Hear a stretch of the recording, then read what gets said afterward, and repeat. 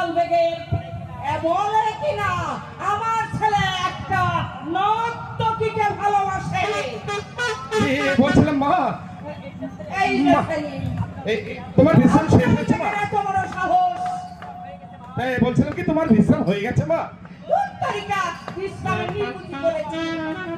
আমার ছেলে একটা নর্তকীকে ভালোবাসবে আর আমি বিশ্রাম করব?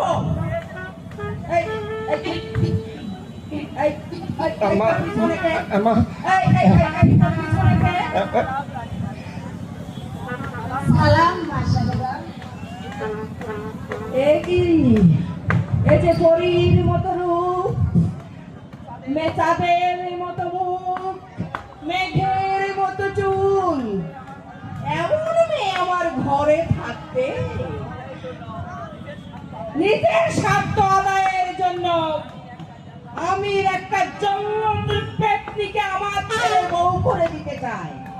বলছিলাম কি তোমার পছন্দ হয়েছে মা? এমন মেয়ে যার পছন্দ নয় সে মানব